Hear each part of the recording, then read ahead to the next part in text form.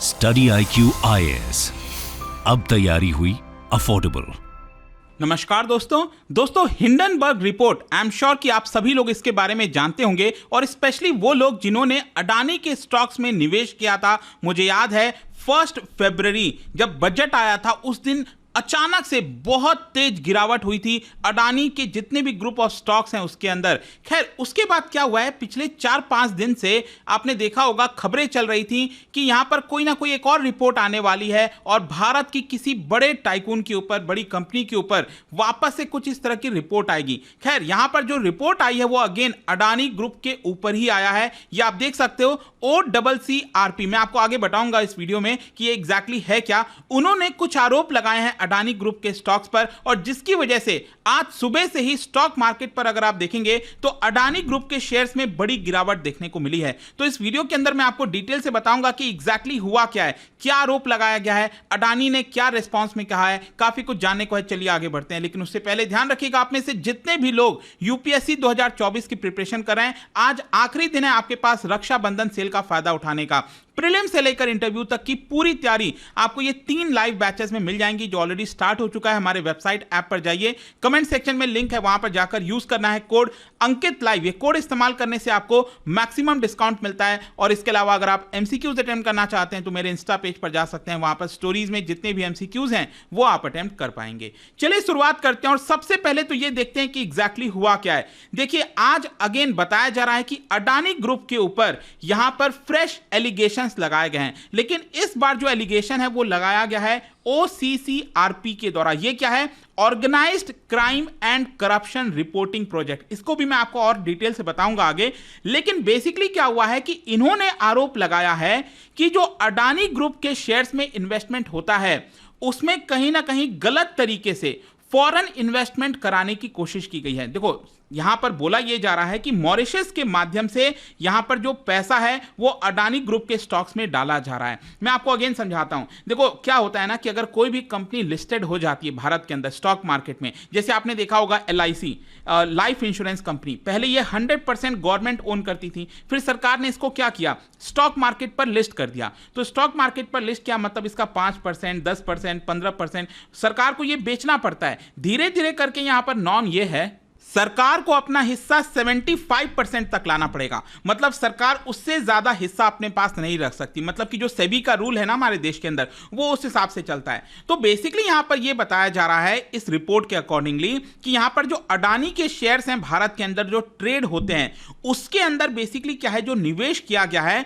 वो अडानी से जुड़े हुए ही लोगों के द्वारा मॉरिशस के माध्यम से किया गया है। मतलब पैसा मॉरिशस से आया है भारत के अंदर अडानी के शेयर्स में, लेकिन वो पैसा किसका है, क्या है, वो बहुत ही ज्यादा ओपेक है, उसके बारे में हमें पता नहीं। और यही आरोप बेसिकली ये नया रिपोर्ट लगाता है। मैं आपको और इसके बारे में और डिटेल से बताऊंगा कि कौन कौन से लोगों का नाम लिया गया है। खैर यहां पर जैसे ये रिपोर्ट आया अडानी ग्रुप ने इसको तुरंत यहां पर रिजेक्ट कर दिया और कहा है कि जो एलिगेशंस है वो जानबूझकर अडानी ग्रुप को जो इमेज है उसको टार्निश करने की कोशिश की जा रही है। और खास बात यह है कि एग्जैक्टली 8 महीने बाद आया है। 8 महीने पहले जनवरी के आई थिंक जनवरी के 3rd या 4th वीक में वो रिपोर्ट आया था हिंडनबर्ग का, और उसके बाद अडानी के शेयर्स में बहुत गिरावट हुई थी। मुझे याद है शायद 70% से ज्यादा गिरावट हो गई थी। खैर उसमें काफी हद तक रिकवरी अभी आ चुकी है, लेकिन उस समय भी अडानी ने इसको रिजेक्ट कर दिया था। देखो इसके बारे में आपको और आगे बताऊं, लेकिन सबसे पहले तो यहां पर जानना जरूरी है कि ये OCCRP है क्या। इसका फुल फॉर्म मैंने आपको बताया, organised crime and corruption reporting project. Basically ये global network of investigative journalist है जो कि करप्शन के ऊपर फोकस करते हैं, एक्सपोज करते हैं। मतलब किसी कंपनी के अंदर, किसी ऑर्गेनाइजेशन के अंदर अगर कोई करप्शन है तो ये ग्लोबल नेटवर्क ऑफ जर्नलिस्ट है, पूरे दुनिया के अंदर जर्नलिस्ट फैले हुए हैं जो करप्शन को उजागर करने की कोशिश करते हैं। लेकिन यहां पर खास बात यह है कि इसको फंड कहां से आता है। यह फंड आता है George Soros. I am sure कि यह नाम भी आपने कई बार सुना होगा, क्योंकि लास्ट टाइम भी जो हिंडनबर्ग की रिपोर्ट आई थी उसमें भी जो फंडिंग है वो जॉर्ज सोरोस के द्वारा की गई थी। तो ये जो OCCRP है उसमें भी जॉर्ज जॉर्ज सोरोस के द्वारा फंडिंग की जाती है, और यहां पर जो रॉकफेलर ब्रदर्स फंड है उनका भी यहां पर जो फंडिंग है वो जाता है इसके अंदर। तो यहां पर भारत में आप देखोगे तो अडानी के द्वारा अगेन आरोप लगाया जाता है कि जॉर्ज सोरोस जानबूझकर भारत की भलाई नहीं चाहते, भारत की जो प्रगति है, ग्रोथ है, उसको रोकना चाहते हैं। तो ये सारी चीजें आपको देखने को मिलेंगी। जॉर्ज सोरोस ने इनफैक्ट डायरेक्ट एलिगेशन लगाया था कि पीएम मोदी का डायरेक्ट लिंक है अडानी के साथ,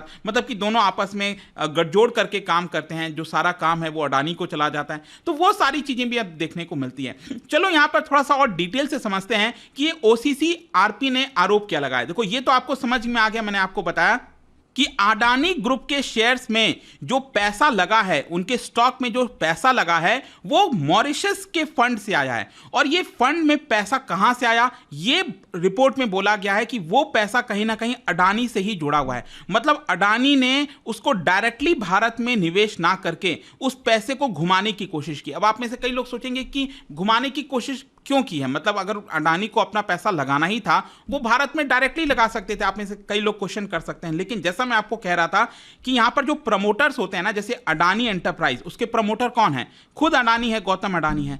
तो रूल ये कहता है सेबी का कि एक पर्टिकुलर टाइम पीरियड के बाद, 4-5 साल के बाद, जो प्रमोटर है वो अपने कंपनी में, वो जो कंपनी है उस कंपनी में 75% से ज्यादा हिस्सा नहीं रख सकता। तो ऑब्वियस सी बात है कि अडानी यहां पर और यहां पर स्टॉक अपना ओन करते तो वो 75% को क्रॉस हो जाता। तो रिपोर्ट का यह कहना है कि जानबूझकर यहां पर कुछ लोगों के माध्यम से मॉरिशस से यह पैसा इधर लगाने की कोशिश की गई है ताकि ये जो 75% है वो बेसिकली ब्रीच ना हो सके। इनफैक्ट रिपोर्ट के अंदर बताया गया है कि 2 केसेस सामने आए हैं जहां पर जो इन्वेस्टर्स हैं उन्होंने अडानी स्टॉक को खरीदा है, उस स्टॉक को खरीदकर बेचा भी है, वो सही सब कुछ मॉरिशस के फंड के माध्यम से। इनफैक्ट 2 लोगों का नाम लिया गया है रिपोर्ट में। ये 2 लोग कौन हैं, नसीर अली शबान अहली और दूसरा है चैंग चुंग लिंग। ये 2 लोग का नाम लिया गया है रिपोर्ट के अंदर और बताया गया है रिपोर्ट में कि ये दोनों लोग अडानी के साथ जुड़े हुए हैं लंबे समय से। इनफैक्ट अडानी की जो कंपनी है उसके अंदर ये डायरेक्टर्स और शेयर होल्डर्स भी रह चुके हैं। और साथ ही साथ ये दोनों लोग अडानी के, गौतम अडानी के जो एल्डर ब्रदर हैं, बड़े भाई हैं विनोद अडानी, उनके साथ भी लंबे समय से जुड़े हुए हैं। तो रिपोर्ट का ये कहना है कि यही 2 वो लोग हैं जो मॉरिशस के माध्यम से पैसा जो है वो लगाते हैं अडानी के स्टॉक में भारत के अंदर। और ये दोनों लोग किससे जुड़े हुए हैं, अडानी से। मतलब कि रिपोर्ट का आरोप ये है कि अडानी का पैसा इनके पास जाता है और फिर ये लोग जो पैसा है वो मॉरिशस के थ्रू भारत के अंदर अडानी के स्टॉक में लगाते हैं। आई होप कि अब आपको चीजें काफी हद तक क्लियर हो गई होंगी। और इसी की वजह से रिपोर्ट में बोला गया है कि अगर ऐसा है तो यहां पर वॉयलेशन हुआ है 75% का। मतलब कि जो प्रमोटर है वो अपने ही कंपनी में 75% से ज्यादा ओन नहीं कर सकता, तो इसका वॉयलेशन जानबूझकर किया गया है। खैर यहां पर मैं आपको एक और चीज बता दूं, रिपोर्ट में यह भी बोला गया है कि हमारे पास कोई एक डायरेक्ट एविडेंस नहीं है कि चैंग और अली ने जो पैसा अडानी स्टॉक में लगाया था क्या वो पैसा अडानी से मिला था। तो रिपोर्ट ये भी बात कह रहा है कि हमारे पास कोई डायरेक्ट एविडेंस नहीं है, लेकिन हां कुछ चीजें सामने आई हैं जिसकी वजह से हम कह सकते हैं कि ये पैसा अडानी का ही था और अडानी का ही पैसा अपने कंपनी में इनडायरेक्ट तरीके से फॉरेन फंड के माध्यम से लगाया गया है। ठीक है, फिर इसके साथ साथ जो रिपोर्ट है उसने अडानी का लिंक पीएम मोदी के साथ भी कहा है कि कैसे 2013 में जो गौतम अडानी का जो अगर आप देखोगे मार्केट, उनके जो शेयर्स के, उनके कंपनी के मार्केट कैपिटलाइजेशन देखोगे तो उनकी कंपनी $8 बिलियन की थी। लेकिन नरेंद्र मोदी जी के आने की वजह से धीरे धीरे करते करते पिछले साल तक आप देखिए गौतम अडानी की जो वर्थ है, जो उनकी कंपनी की वर्थ है, वो $260 बिलियन पहुंच गई।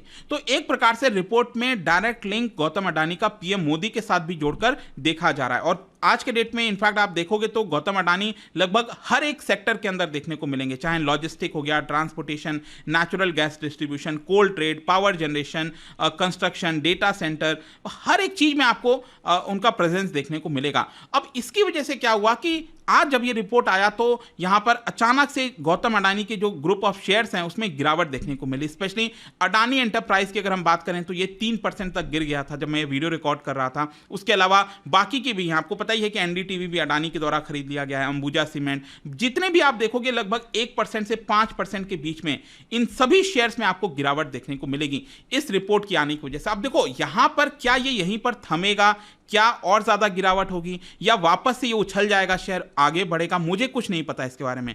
मैं जस्ट आपको ये बता रहा हूँ कि लास्ट टाइम जब हुआ था ना, जब हिंडनबर्ग की रिपोर्ट आई थी तो थोड़ा गिरावट हुआ था, लेकिन मुझे याद है वो दिन अभी भी 1 फरवरी जब बजट पेश हो रहा था, उसके एकदम लास्ट के 2 घंटे में, बजट के 2-3 घंटे में अचानक से बहुत बड़ी गिरावट आई थी। 10-20% से ज़्यादा एक ही टाइम में यहाँ पर जो शेयर्स हैं वो गिर गए थे, अडानी के ग्रुप की अगर हम बात कर रहे हैं, ठीक है। अब इन सारी चीज़ों को देखते हुए अडानी ग्रुप का क्या रिस्पॉन्स आया है, देखो उन्होंने तुरंत इस सभी चीज़ों को रिजेक्ट कर दिया है और डायरेक्टली प्रहार किया है जॉर्ज सोरोस के ऊपर कि कहीं ना कहीं जॉर्ज सोरोस जानबूझकर यहाँ पर मैनिपुलेट करने की कोशिश कर रहे हैं इस तरह के रिपोर्ट के माध्यम से। यहाँ पर टाइमिंग को लेकर भी सवाल उठाया गया अडानी ग्रुप के द्वारा कि जानबूझकर इस समय हमारे ऊपर प्रहार किया जा रहा है। और साथ ही साथ अडानी ग्रुप ने यह भी कहा है कि जो भी रिपोर्ट में बोला गया है वो बेसिकली बहुत पुरानी चीजें हैं, मतलब 1 दशक पुरानी चीजें। 10 साल पहले क्या हुआ था कि भारत सरकार के अंदर आपको पता है एक डायरेक्टरेट ऑफ रेवेन्यू इंटेलिजेंस है, उन्होंने अडानी ग्रुप के ऊपर कुछ आरोप लगाए थे फंडिंग वगैरह को लेकर।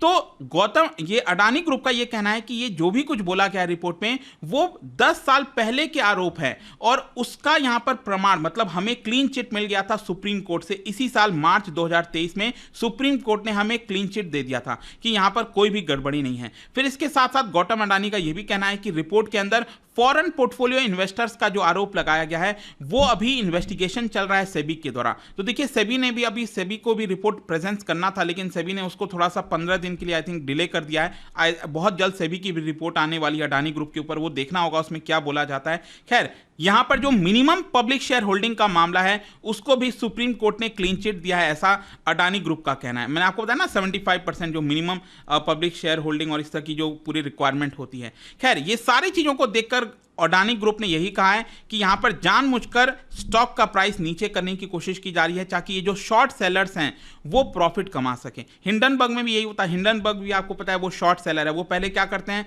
शेयर्स को बेच देते हैं बड़े दाम पर, हायर प्राइस पर, और जब शेयर का प्राइस नीचे आ जाता है तो वो शेयर को खरीद लेते हैं। तो इस तरह से वो पूरा वर्क करता है, वो प्रॉफिट कमा लेते हैं। तो यहां पर भी आरोप लगाया गया है कि ये लोग प्रॉफिट कमाने के चक्कर में हैं। और इनफैक्ट मैं आपको बता दूं, जब OCCRP का जो रिपोर्ट आया तो उसके बाद ही आप देखोगे तो हिंडनबर्ग रिसर्च का भी यहां पर ट्वीट आया है और उन्होंने कहा है कि जो हम बोल रहे थे पहले से वो सच है और यहां पर साफ साफ दिख रहा है कि फॉरेन फंडिंग करने की कोशिश की गई है दूसरे माध्यम से। खैर, इसके बारे में जो भी कुछ अभी तक चीजें आई थी वो मैंने आपको बता दिया है। और जाने से पहले एक इंटरेस्टिंग क्वेश्चन क्या बता सकते हो, क्योंकि हम इकोनॉमिक्स की बात कर रहे हैं। In which part of the world an economic organisation, एक इकोनॉमिक ऑर्गेनाइजेशन है दुनिया में जिसका नाम है सेला, ये कहां पर इसका प्रेजेंस आपको देखने को मिलेगा, कहां पर ये वर्क करता है सेला? इसका राइट आंसर आप सबको पता है, मेरे इंस्टाग्राम पर तो मिलेगा ही, वहां पर अगर आप नहीं हो कोई बात नहीं, टेलीग्राम से ले सकते हैं इसका सही उत्तर। मैं कई सारे जो MCQs हैं वो यहां पर स्टोरीज में डालता रहता हूं।